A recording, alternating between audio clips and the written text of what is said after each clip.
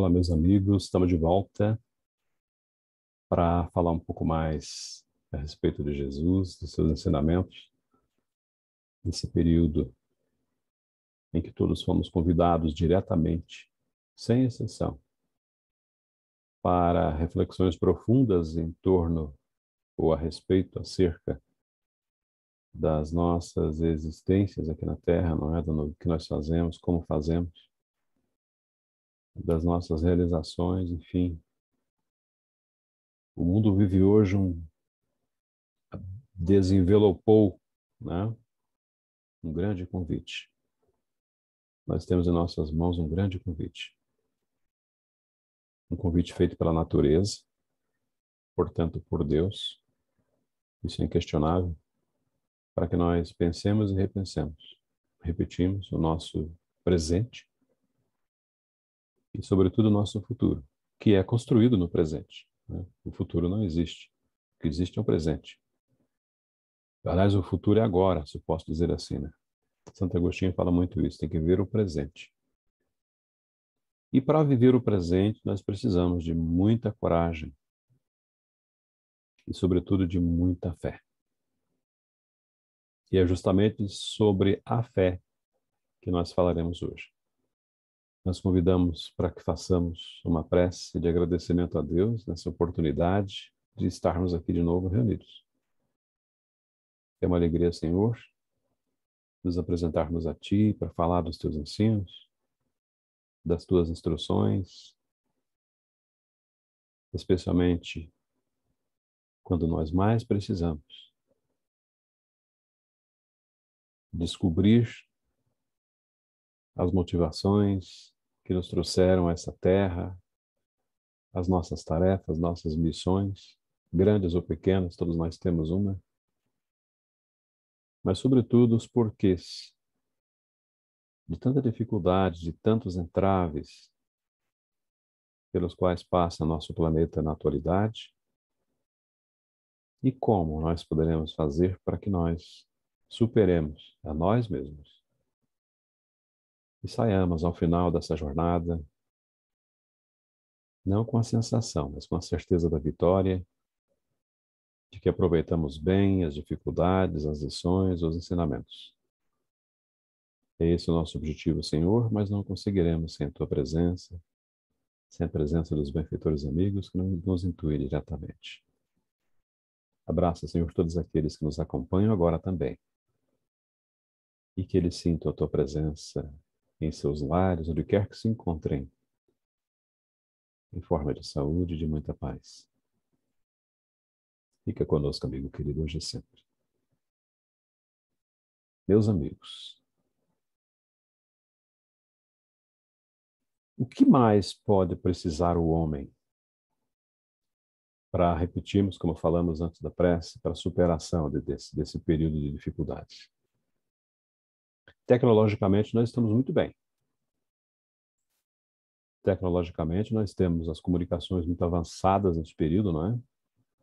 Os transportes, enfim, a informática, a transação financeira, a navegação interestelar, nós temos até viagens espaciais agora, não no formato de pesquisa científica, mas no formato turismo mesmo, né? Olha a que ponto nós chegamos. Mas isso não basta. A tecnologia não nos dá o de que nós mais necessitamos enquanto seres imortais, que é a certeza, que é o conhecimento, que é o saber, o conhecer a nossa origem, a nossa destinação. A tecnologia não faz isso. Só quem pode fazer isso, ou que pode fazer isso, não é a religião, mas a religiosidade. Despertando em cada um de nós essa ânsia, essa vontade, esse desejo de saber como superar as nossas dores, as nossas dificuldades. E um produto de primeira necessidade, um produto que não pode faltar, aspas no produto, é claro, porque ele é imaterial, é a fé. Se nós não tivermos fé, nós não conseguiremos absolutamente nada. Todas as construções que nós vimos no planeta, seja de que ordem for, né, elas são fruto da fé, da persistência, da perseverança, do trabalho. Por isso Jesus muito sabiamente disse que a fé transporta montanhas. E é uma grande verdade. No capítulo 19 de O Evangelho segundo o Espiritismo, nós encontramos um capítulo, esse capítulo tem esse título: A fé transporta montanhas. Nos itens 1 a 5 desse capítulo 19, nós falamos, o Allan Kardec melhor fala a respeito do poder da fé. Já que nós falamos que é algo imaterial, é algo que a criatura tem dentro de si ou não tem, não é? Nós temos como despertar esta fé, como utilizar esta fé, como nos fazer úteis no contexto da criação, enfim, nós temos como fazer isso se nós tivermos fé. Tem um trecho de Jesus que diz assim: Jesus respondeu dizendo: ó raça incrédula e depravada. Palavras fortes. Até quando estarei convosco? Até quando vos sofrerei? Está nesses itens 1 a 5 desse capítulo 19. Trazei-me aqui esse menino. Isso tem relação com um período, acho que eu não vou me antecipar, que nós falaremos um pouco adiante nessa obra, quando os discípulos de Jesus não puderam fazer uma cura. E foram até o Cristo. E o Cristo disse, né, que nós não tínhamos fé.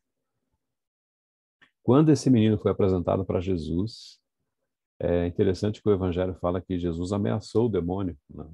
É lógico, a expressão, com as diversas traduções, ficou desse jeito.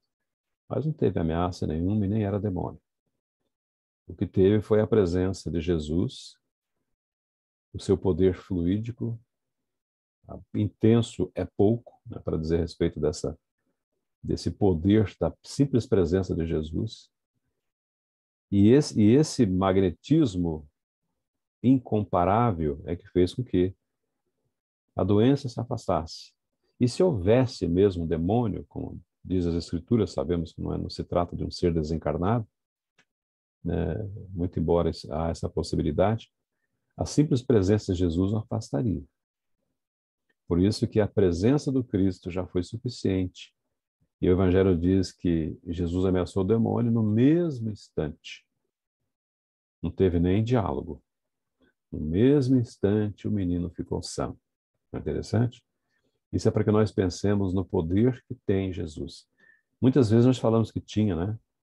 Jesus não tinha poder. Jesus tem poder, né? E é a respeito disso que os discípulos, por causa disso, que os discípulos ficam assustados e vão falar com Jesus. E eles fazem uma pergunta muito interessante para o Cristo. Por que não podemos nós outros expulsar esse demônio? Ou operar essa cura, não é?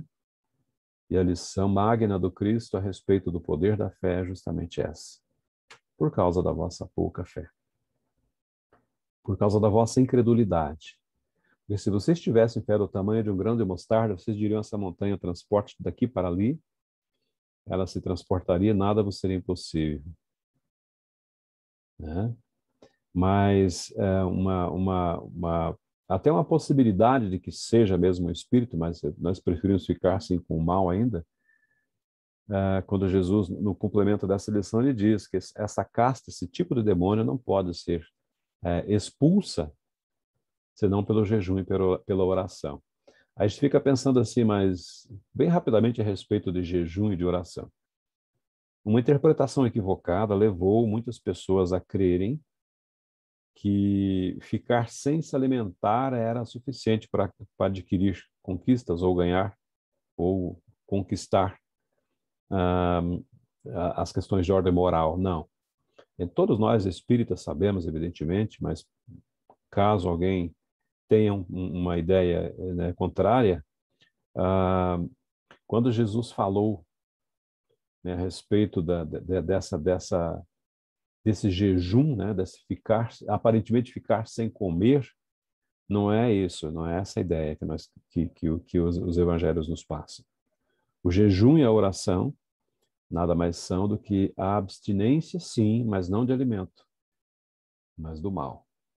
Ou seja, para falar para um espírito ou e desejar e querer que uma doença se vá, né? Que a criatura que está diante de nós se cure, é necessário que eu tenha em mim condições para isso. Então, esse jejum é a ausência do mal e a presença, consequentemente, do bem. Se eu tiver isso em grande conta, essas conquistas todas já realizadas, eu terei autoridade moral, sim, para dizer afasta-te ou levanta-te e anda, como Cristo fez muitas e muitas vezes. Aí nós ficamos pensando quais são essas montanhas, né?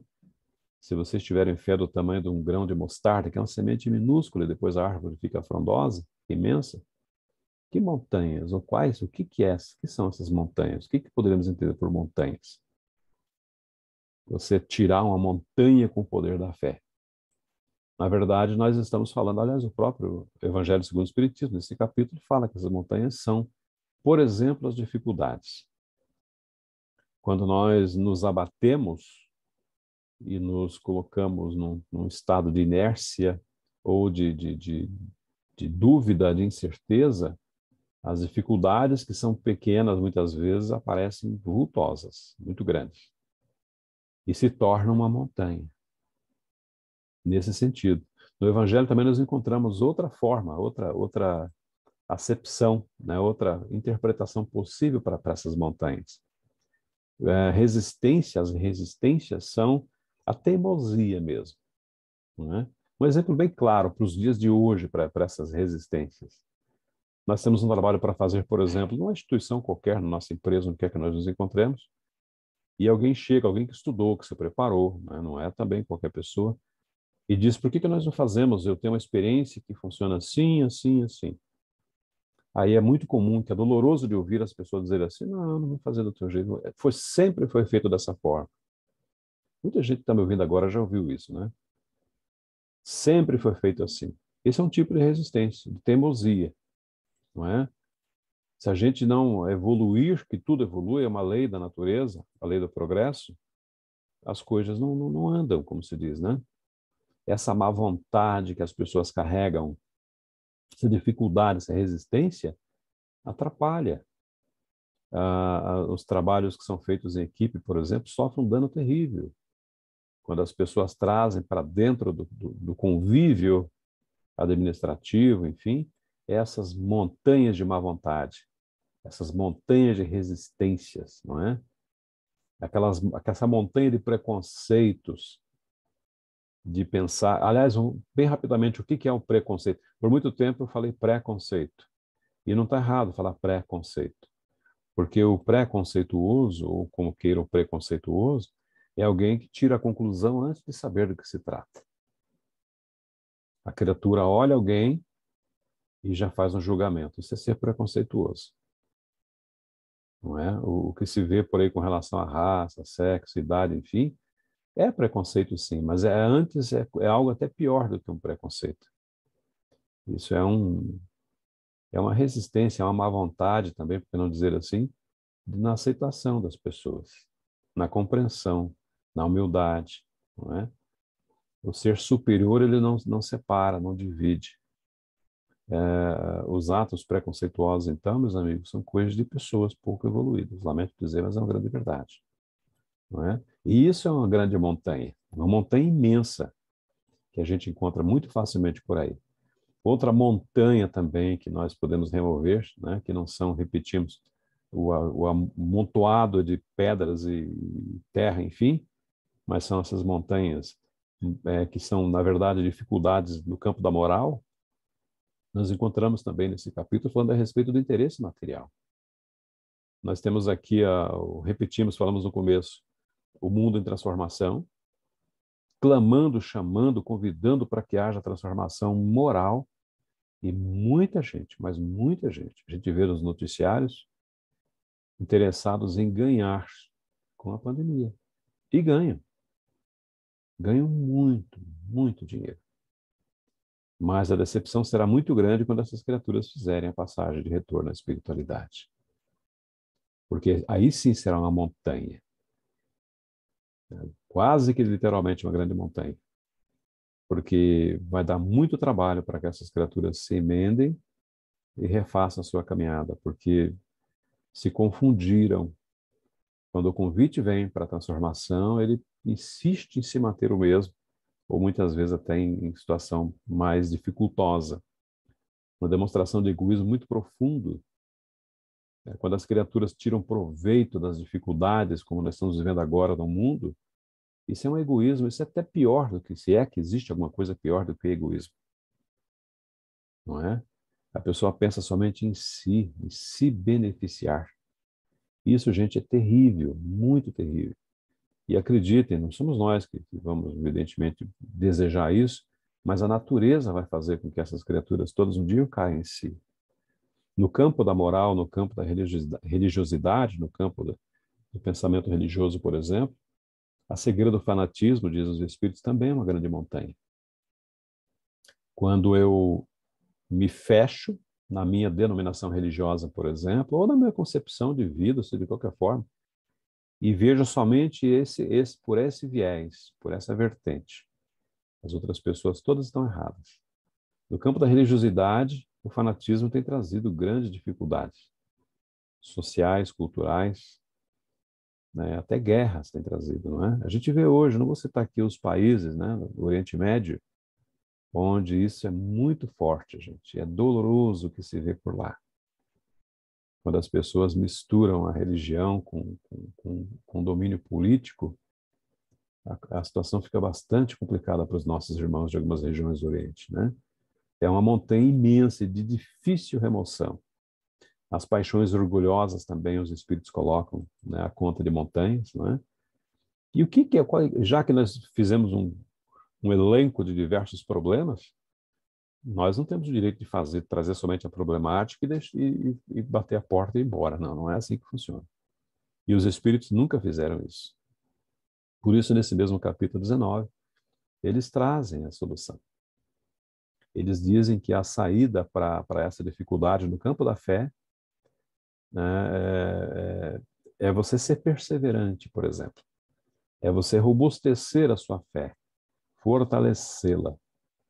Né? Quando você tem a fé bastante robusta, forte, você tem um ânimo para perseverar nas lutas que você trava. Né? A fé robusta dá essa perseverança, dá também essa energia, claro, vem junto, não é? Você não pode perseverar se você não tiver, né, bastante fortalecido. É o fortalecimento moral que essa fé robusta nos dá. Dá também, consequentemente, isso uma resposta, né, da nossa ação, né, proativa. Os recursos, eles aparecem, gente. Impressionante. Quando nós resolvemos nos levantar e ir à luta, como se diz, como aparecem os recursos, não é? Ao contrário disso, se nós tivermos se a nossa fé não tiver essa robustez, essa força, nós estaremos cercados de incertezas, por exemplo. A nossa fé será vacilante, nós não teremos coragem para ir adiante, nós vamos hesitar com muita facilidade. A hesitação é aquele. Lembram de um desenho animado que tinha não era uma raposa, era uma hiena que falava ó dia, ó vida, ó azar. Eu tinha certeza que isso não ia dar certo. É mais ou menos naquele sentido, né? Lip the Lion e Hard, né? Lip, né? Vocês lembram, devem lembrar. Os mais antigos vão lembrar, os muito antigos. Mas dá para trazer para os dias de hoje, porque nós encontramos pessoas assim, que têm essa fé vacilante, que hesitam, que duvidam, não é? E que, consequentemente, não conseguem muita coisa na vida. Porque quando você não acredita que você pode, você não pode. Para você ter essa coragem despertada, essa certeza de que você é capaz, você tem que ter a crença em você mesmo para começar. Lembra que nós falamos no comecinho que é algo muito, muito pessoal, muito interno? Não se dá fé. Eu não posso pegar a minha fé e passar para vocês, eu não posso. Eu posso dar os caminhos, como Jesus o fez, né? Dizer como conquistar a fé, o que fazer para que ela seja proveitosa, isso sim. Mas a fé não se transfere, né? Ela não pode ser transferida. Quando nós temos fé, nós temos essa certeza, essa confiança de que nós vamos conseguir chegar ao fim da nossa missão, da nossa tarefa. Sabe, gente, isso é muito bom. Nós vamos até aproveitar aqui já no meio da nossa fala, fazer um pedido muito especial para que nós nunca desistamos. Quem chegou até aqui, por exemplo, já que estamos falando também de pandemia, vejam só o que já nos aconteceu. Quantas transformações, não é? No especialmente do campo da tecnologia, que falamos agora há pouco. Finalmente, nós estamos associando a tecnologia com a prática das virtudes, a conquista das virtudes. Estamos fazendo estudos, estamos fazendo atividades as mais diversas, não é? Usando a tecnologia, coisa que não acontecia no passado. Descobrimos potencialidades, capacidades, né? Que nós não pensávamos que não seríamos capazes de fazer. Vemos pessoas idosas, muito idosas, né? Não falo de pessoas de 50, 60, falo até de muito mais idade, né? Se dando muito bem com a tecnologia. Então vejam que coisa interessante, porque essas pessoas têm fé. Tem alguns que olham para o teclado de um computador e pensam, nunca vou dominar isso. E tem outros que insistem, falam, não, se meu filho, meu neto conseguiu, por que eu não vou conseguir? E vão lá e conseguem. E fazem muitas coisas boas, a gente tem visto muito frequentemente. Eu posso usar o exemplo de minha mãe, por exemplo, Dona Romilda, está com 85 anos, né, passados, e se dá muito bem com o seu celular e com passa mensagem, passa filme, passa tudo, e vai muito bem. E detalhe, ela é semi-analfabeta. Então vejam só que coisa interessante, não é? Por que ela consegue isso? Porque ela tem fé. Ela não se deixa vencer pela tecnologia, ela vai insistindo até que, né? Os espíritos dizem que essa fé verdadeira dá uma lucidez. Lucidez no sentido de luz mesmo, a palavra é bonita, lucidez, que ela é carregada de luz, né? Se você está se a fé vacilante te deixa no escuro, a fé verdadeira te traz luz, né? Tanto é que eles dizem que essa lucidez permite que se veja, claro. É uma figura que eles estão usando, mas na verdade não é nem figura, é uma construção, né, literária mesmo. São as possibilidades da nossa língua portuguesa, né, que mesmo com a tradução do francês não se perdeu. Né? Repetimos, a fé verdadeira dá uma espécie de lucidez que se permite que se veja em pensamento a meta que se quer alcançar, ou seja, é uma verdadeira luz. Né? E você caminha com muita tranquilidade, com muita segurança, porque você sabe. Aliás, até fazer outro parêntese aqui, a gente costuma dizer assim que nós costumamos ter medo daquilo que nós não conhecemos. E é verdade. Todos nós tememos o desconhecido. Por isso que estudar tudo que nos apoquenta, tudo que sei lá, né, nos perturba, tira o medo, elimina o medo. O conhecimento é fabuloso. Jesus ensinou isso, né? João, capítulo 8, versículo 32, por exemplo, ele fala muito isso. Nós temos que conhecer. Quando ele fala conhecereis a verdade, não está falando somente da verdade no campo da moral, no campo da religiosidade. Não. A verdade no campo da ciência, a verdade no campo da cultura, a verdade no campo, enfim, como nós falamos da tecnologia, a verdade. A verdade é sobre nós, Joana de Ângeles. A primeira obra que lemos foi o Autodescobrimento, uma busca interior. E digo para vocês, não tem caixinha mais fechada, né, com cadeados imensos e com a chave jogada fora, do que nós mesmos. Para chegar dentro e olhar é muito difícil. Porque muitas vezes nós nos assustamos conosco mesmo, não é verdade, gente? Então nós temos que ter essa vontade de buscar conhecer, saber. Ajuda muito quando nós fazemos assim. Isso nos dá uma tranquilidade muito grande, nos dá calma. Se vocês observarem bem as pessoas que têm bastante calma, que são tranquilas, que são serenas, são pessoas que ou sabem muito ou que têm muita fé. Evidentemente, uma vai estar intimamente ligada à outra, não tem como fugir, né? E são pessoas pacientes, né? Aquela calma, aquela paciência, fica até assim quase que transtornado. Como é que essa pessoa consegue? O mundo está caindo e essa pessoa está tranquila. Porque ela sabe que não é assim, que o mundo não vai cair, não é? Como já se falou muitas vezes de o mundo ser destruído e tal, não é assim, né?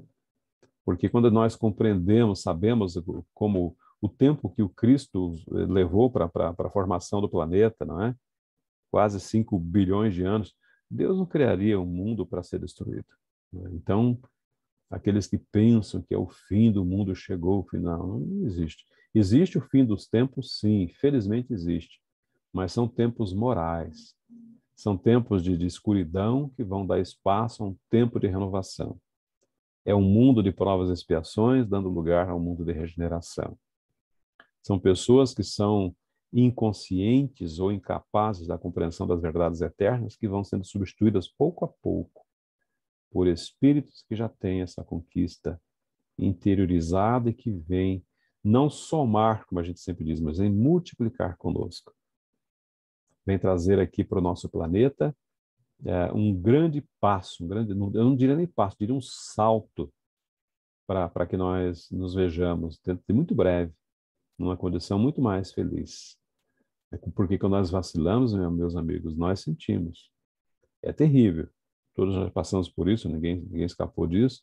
Quando a nossa fé vacila, nós ficamos fragilizados. E não tem outro jeito, isso é da natureza, tá? Quando nós temos somente o interesse em nos beneficiar também, né? Nós também não somos prejudicados. Né? E tem uma característica, outra, mais uma, né? São várias. Essa está no campo da psicologia, que é bem fácil de você detectar essa característica da fé que vacila. É quando a criatura que não tem a certeza, ela se torna agressiva. Porque quando alguém quer convencer você de alguma coisa, eu não preciso levantar a voz para convencê-lo de nada. Se eu sei o que estou falando, eu mantenho o meu tom de voz e está tudo certo. Agora, se eu tenho dúvidas sobre a verdade que eu estou tentando passar para você, eu estou dizendo de uma forma geral, muitas pessoas gritam, fazem o maior barulho possível para... Aliás, tem até uma expressão muito popular que surgiu há muito tempo, juízo de expressão de ganhar no grito. O ganhar no grito é isso. São pessoas que não têm argumentação alguma e querem que você acredite, creia ou que faça ou deixe de fazer alguma coisa, porque você vai ficar com medo da gritaria que você vai ouvir. Então, e essa, na verdade, a criatura que age assim está demonstrando que é frágil, viu, meus amigos? Ao contrário do que se pensa, aquele gritão, ele está demonstrando que ele é muito fraco, ele é muito frágil. Ele está muito fragilizado. Senão ele não usaria desses artifícios. Se nós pegarmos os grandes da humanidade, a começar pelo próprio Cristo, você não tem noção, ou melhor, você não tem notícia do Cristo usando de palavras ásperas, duras ou aos gritos. Não existe relatos nem quaisquer nesse campo. Não é? Por quê? Porque ele não precisava.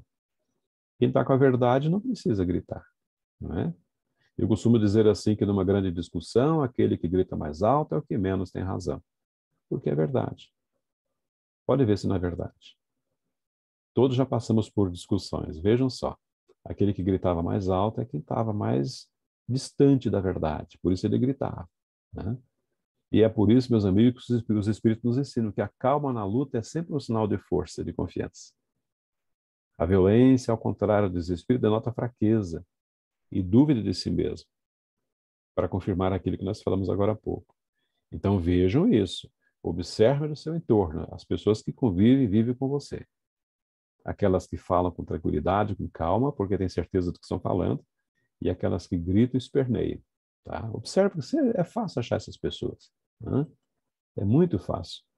E as pessoas que têm essa fé, como nós já falamos, que são calmas, são tranquilas, elas têm outra característica muito bonita, uma virtude maravilhosa, elas são humildes.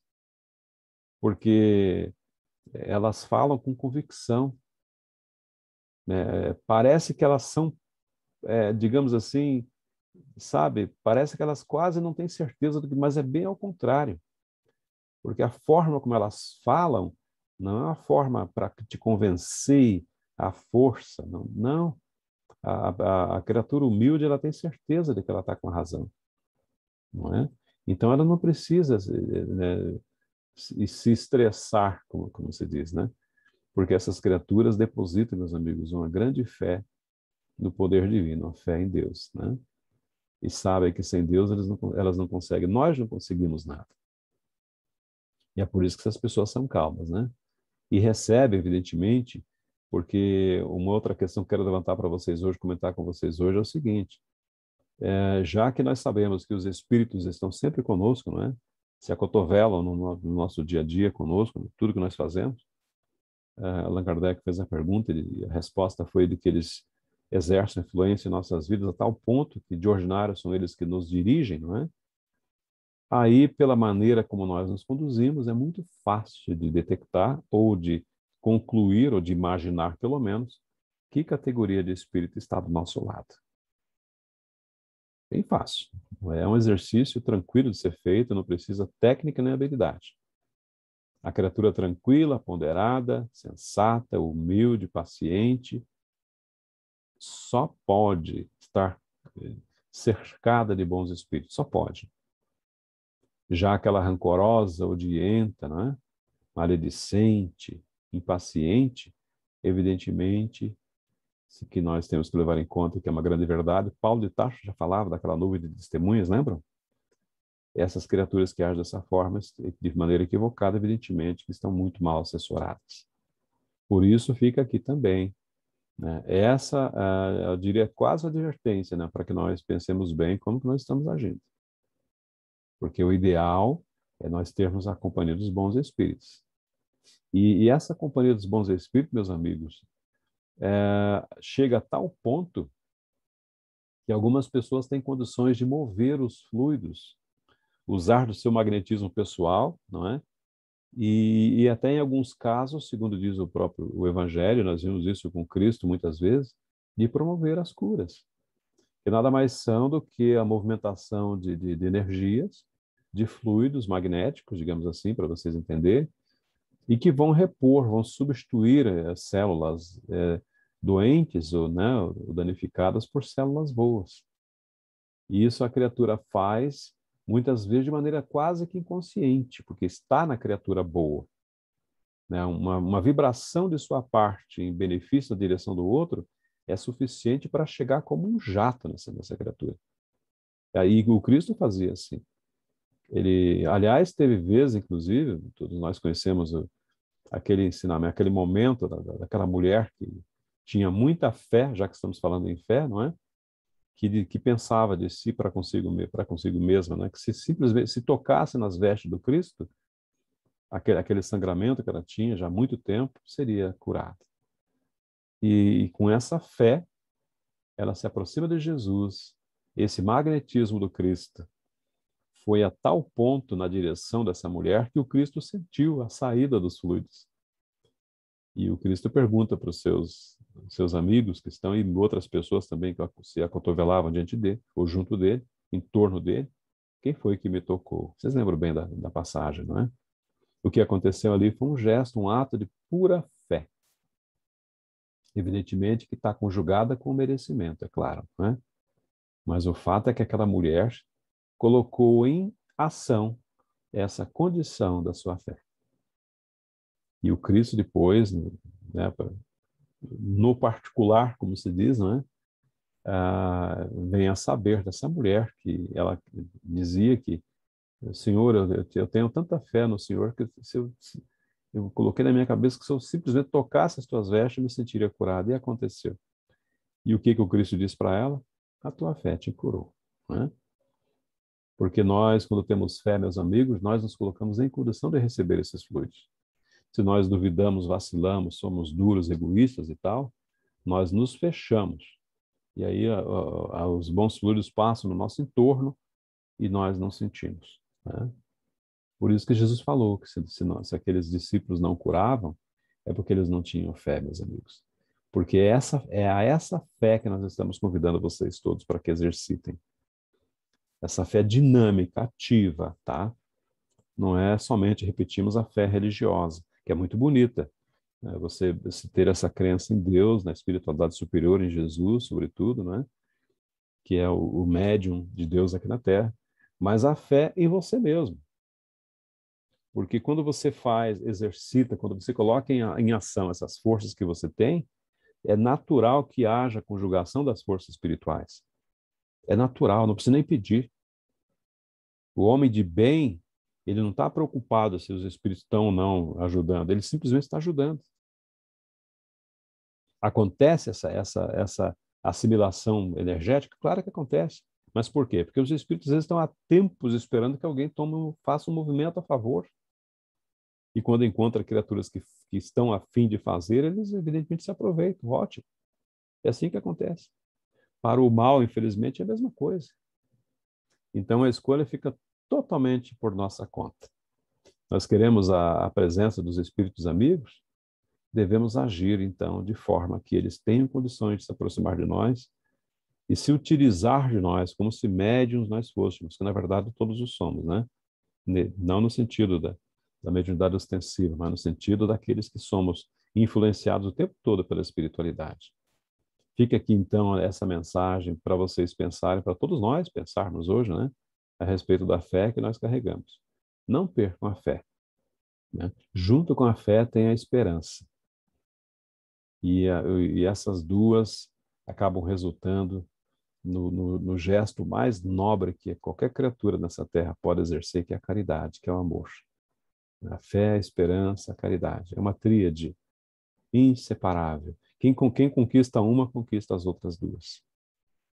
Tá? E é esse o convite que nós fazemos hoje. Tenham fé, não percam a fé. Já suportamos 2 anos, não é? Não custa suportar mais um pouco. E tenho certeza absoluta que, como muitas pessoas falam equivocadamente, que nós estamos num barco sem destino, isso não é verdade. Absolutamente não é verdade. Quem fala assim são pessoas que têm pouca fé e nenhum conhecimento. Porque, na verdade, nós estamos, sim, dentro de uma grande nau, de um grande barco, mas o timoneiro desse barco é muito, muito sapiente, muito inteligente. Sabe exatamente de onde essa nau veio e para onde ela vai. Onde está o porto onde ele vai estacionar, atracar essa grande barca chamada Terra. Esse mestre é Jesus. E é ele que nós pedimos mais uma vez para que nos abençoe, né? Hoje, quando nós convidamos a todos para que tenham fé, nós colocamos a nossa diante de ti, Senhor, para receber, sim, por que não? As boas energias, os bons eflúvios, as boas vibrações, para que nós consigamos, onde quer que nós nos encontremos, passar para aqueles que estão diante de nós essa certeza de que todos nós temos condições de sermos protegidos, sermos amparados. Senhor, no silêncio desta oração, nós vamos pedir-te, então, a paz, a sabedoria e a força. Nós queremos olhar o mundo com os olhos sempre cheios de amor. Nós queremos ser pacientes, compreensivos, mansos e prudentes. Nós queremos ver, além das aparências, os teus filhos como tu mesmo os vês, Senhor. E assim, não ver senão somente o bem em cada um deles. Feche, então, Senhor, os nossos ouvidos a toda calúnia e guarda a nossa língua de toda maldade, para que só de bênção se encham nossas almas. Que nós sejamos tão bons e tão alegres, que como nós pedimos há pouco, que todos aqueles que se aproximaram de nós sintam a tua presença. Reveste, Senhor, cada um daqueles que nos acompanham agora da tua beleza, para que onde quer que eles se encontrem, eles possam te revelar a todos. Muito obrigado, meus amigos, muita paz, e que Jesus nos abençoe.